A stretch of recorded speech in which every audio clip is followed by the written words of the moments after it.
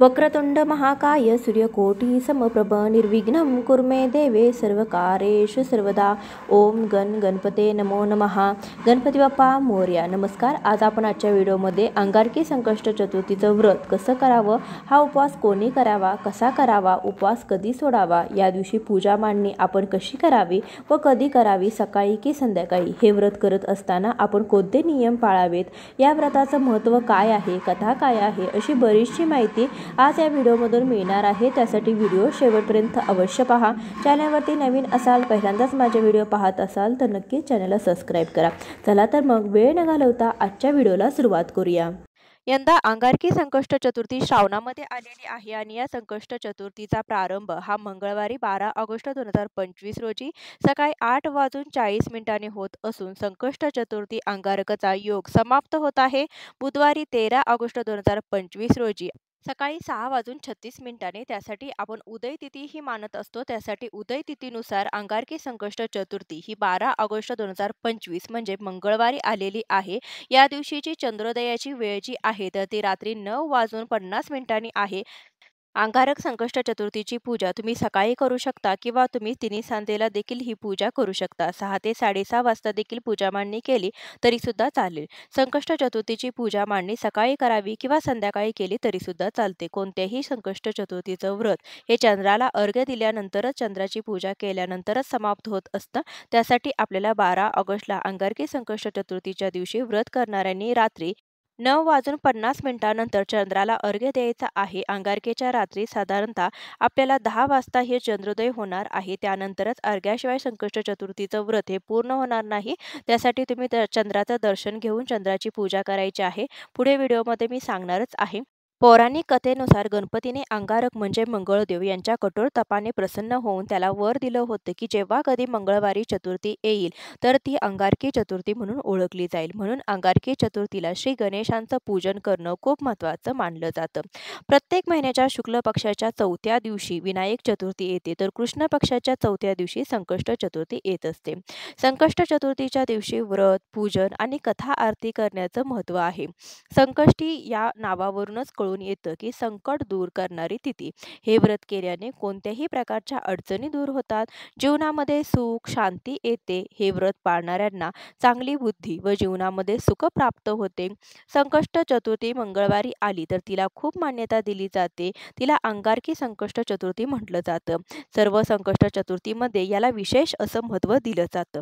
मराठी संस्कृतीच्या अनुयायांसाठी या दिवसाचं खूप महत्त्व आहे.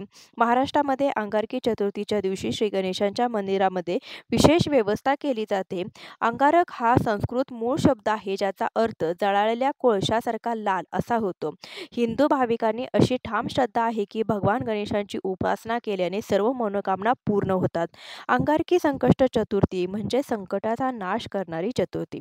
जो खऱ्या मनाने व्रत उपवास करतो आणि विधीप्रमाणे गणपतीची पूजा करतो, श्री गणेश त्यांची संकटे दूर करतात, त्यांच्या जीवनामध्ये मंगल गोष्टी आणतात आणि कार्यामध्ये यश मिळवून देतात. गणपती बाप्पांना विघ्नहर्ता देखील म्हटलं जातं.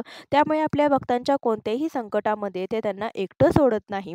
संकष्ट चतुर्थीचा उपवास हा बरेच जण करतात. ज्यांना नवीन उपवास धरण्याची इच्छा आहे त्यांनी संकष्ट चतुर्थीचं व्रत हे अंगारकी संकष्ट चतुर्थीपासून सुरू करावं. म्हणजे जे पहिल्यांदा संकष्ट चतुर्थीचा उपवास करणार आहे त्यांनी नव्याने उपवास धरायचा आहे. त्यांनी अंगारकी संकष्ट चतुर्थीपासून सुरुवात करायची.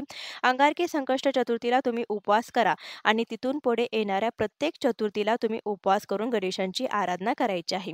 ज्यांचा उपवास म्हणजे ज्यांची संकष्टी मध्येच मोडलेली असते, म्हणजे 2-4 संकष्टा करून ज्यांची संकष्टी चुकून मोडली जाते, त्यांना परत हे व्रत सुरू करायचं असेल तर त्यांनी हे व्रत सुरू करण्यासाठी अंगारकी संकष्ट चतुर्थीची वाट पाहावी लागते.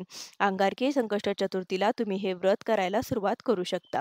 या दिवसापासून तुम्ही नव्याने उपवास धरू शकता. हा उपवास कोणी करावा तर ज्यांच्या कामामध्ये सतत अडथळे येत असतात तर त्यांनी देखील हा उपवास केला. जर संकष्ट चतुर्थीचं व्रत केलं तर हे संकष्ट चतुर्थीचं व्रत केल्यामुळे त्यांना प्रत्येक कामामध्ये यश मिळतं. याशिवाय ज्यांच्या घरामध्ये सतत विघ्न येत असतात, संकटे येत असतात, त्यांनी सुद्धा हे उपवास करू शकता. मुलांना अभ्यासामध्ये प्रगती होण्यासाठी, बुद्धीची क्षमता वाढण्यासाठी हा उपवास केला जातो. तरी सुद्धा चालेल. नवविवाहित जोडप्यांनी देखील आपल्याला मुलगा होण्यासाठी, मुलं होण्यासाठी, संतती प्राप्तीसाठी देखील हा उपवास जो आहे तर तो केला जातो. म्हणजे आपली कोणतीही कठीण इच्छा असो, प्रत्येक माणसाने संकष्ट चतुर्थीचा उपवास केल्याने, गणेशांची आराधना केल्याने त्यांची इच्छापूर्तीही होतेच व जीवनातील सगळी संकटे दूर होतात. संकष्ट चतुर्थीचा उपवास किती संकष्ट चतुर्थी धरावा, तर काही जण संकष्ट चतुर्थीचा उपवास अंगारकीला केल्यानंतर पुढच्या वेळेस जेव्हा अंगारकी येते म्हणजे वर्षभरासाठी हे उपवास करतात, तर काही जण उपवास सोडतात. हे उपवास सोडताना काही जण आजन्म म्हणजे जोपर्यंत आपल्याला जमेल तोपर्यंत हा संकष्ट चतुर्थीचा उपवास करतात. तर तुम्ही तुमच्या इच्छेनुसार संकष्ट चतुर्थीचा उपवास करू शकता. या उपवासाला नियम असे काही नाहीत. या दिवशी फक्त काळे कपडे परिधान करू नयेत, गणपती बाप्पांची आराधना करावी, उशिरापर्यंत झोपू नये. तसेच हे देखील ध्यानात असू द्या की कुणाच्याही सांगण्यावरून किंवा स्वतःच्या मनाने कोणत्याही परिस्थितीमध्ये संपूर्ण दिवसाचा अखंड उपवास धरून दुसऱ्या दिवशी उपवास सोडण्याची पद्धत मात्र अवलंबू नका. कारण की मुळातच बाप्पाला भूक सहन होत नाही, त्यामुळे त्यांचे भक्त उपाशापोटी झोपलेले कदापि त्यांना रुचत नाही. म्हणून त्यांच्या आदेशानुसार चंद्र चतुर्थीला चंद्रदर्शन करूनच उपवास सोडण्याची पद्धती आहे. त्यामुळे सोयीस्कर तुम्हाला फलप्राप्ती त्याची होत असते. त्यासाठी दिवसभर उपवास करायचा आहे आणि चंद्रदर्शन झाल्यानंतर चंद्राला अर्घ्य देऊन चंद्राची पूजा करून त्यानंतर तुम्हाला संकष्ट चतुर्थीचा उपवास हा सोडायचा आहे. दिवसभरामध्ये तुम्ही उपवासाचे पदार्थ खाऊ शकता. ज्यांना वर्षभरामध्ये येणाऱ्या संकष्ट चतुर्थीचं व्रत करणं शक्य नसेल, त्यांनी फक्त अंगारकी संकष्ट चतुर्थीचं व्रत केलं तरीसुद्धा चालेल. संकष्टीप्रमाणेच या व्रताच्या आचरणाने देखील संकटे नष्ट होतात, लग्न जमतात, संतानप्राप्ती होते, कुटुंबातील व्यक्ती सुखरूप राहते, भांडणे मिटतात, परीक्षेमध्ये यश मिळते, पराक्रम करतो, कीर्ती प्राप्त होते, मंगळ ग्रहाची उग्रता कमी होते आणि 21 संकष्ट चतुर्थी व एक अंगारकी संकष्ट चतुर्थी याचं फळ हे एकसारखं असतं. त्यामुळे तुम्हाला जर सगळ्या संकष्ट चतुर्थी करणं शक्य नसेल तर फक्त अंगारकी संकष्ट चतुर्थी देखील तुम्ही करू शकता. श्री गणेश पुराण आणि स्मृती कौस्तुभ या धार्मिक ग्रंथामध्ये अंगारकी संकष्ट चतुर्थीचं महत्त्व आणि विधी सांगितलेली आहे. आनंदी आणि समृद्धी जीवनासाठी आणि गणेशांचे आशीर्वाद प्राप्त करण्यासाठी गणेश भक्तांमध्ये या दिवसांचं खूप महत्त्व आहे. हिंदू पौराणिक कथेनुसार भगवान श्री गणेश हे बुद्धीचे सर्वोच्च प्राणी आणि सर्व अडथळे दूर करणारे मानले जातात. अशाच प्रकारे श्री गणेशांची उपासना केल्याने लोकांच्या जीवनातील अडथळे दूर होण्यास मदत होते, समस्या दूर होण्यास मदत होते. अंगारकी चतुर्थी 6 महिन्यातून एकदा येते आणि मोठ्या उत्साहाने आणि समर्पणाने साजरी केली जाते. अंगारकी चतुर्थीचं व्रत करणाऱ्याला वर्षभर संकष्ट चतुर्थीचा लाभ मिळतात. अंगारकी संकष्ट चतुर्थीला येत्या आपल्याला मंगळवारी म्हणजे 12 तारखेला सकाळी लवकर उठायचं आहे. त्यानंतर आपली नित्याची कामे आपल्याला आटपायची आहे. त्यानंतर तुम्ही पिवळे किंवा लाल वस्त्र परिधान करू शकता. चुकूनही काळ्या रंगाचे वस्त्र परिधान करायचं नाही. त्यानंतर उपवास करायचा आहे. या दिवशी पूजा मांडणी तुम्ही सकाळी करू शकता किंवा संध्याकाळी करू शकता. मनातल्या मनात दिवसभर ओम गण गणपते नमो नमः या मंत्राचा जप आपल्याला करायचा आहे. गणपती बाप्पांची पूजा करण्यासाठी ज्या ठिकाणी पूजा करणार आहात ती जागा स्वच्छ करून घ्यायची आहे. त्या ठिकाणी तुम्हाला रांगोळी काढायची आहे. त्यावरती हळदी कुंकू वाहून त्यावरती पाट किंवा चौरंग ठेवायचा आहे. अक्षतांचं आसन ठेवून त्यावरती हळदी कुंकू ठेवून दिवा प्रज्वलित करायचा आहे.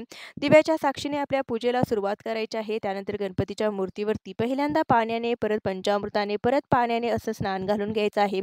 स्नान घातल्यानंतर तुम्हाला अक्षतांचं आसन ठेवून त्यावरती हळदी कुंकू वाहून गणपती बाप्पांची मूर्ती स्थापित करायची आहे. जोड विड्याच्या पानावरती देखील तुम्ही स्थापित करू शकता.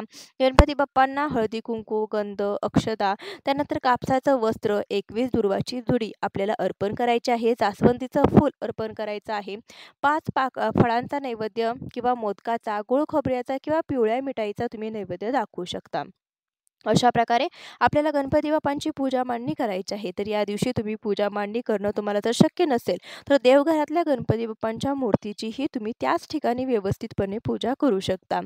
त्यानंतर गणपती बाप्पांची आरती करायची आहे. सकाळी तर तुम्ही पूजा मांडणी करणार असाल तर सकाळी पूजा मांडणी करून घ्यायची, अभिषेक वगैरे करायचा. परंतु संध्याकाळी तुम्हाला परत पुन्हा अभिषेक करायचा नाही. फक्त तुम्हाला पंचोपचार पूजा करायची आहे, म्हणजे गंध, पुष्प, अक्षता, नैवेद्य अर्पण करायचा आहे.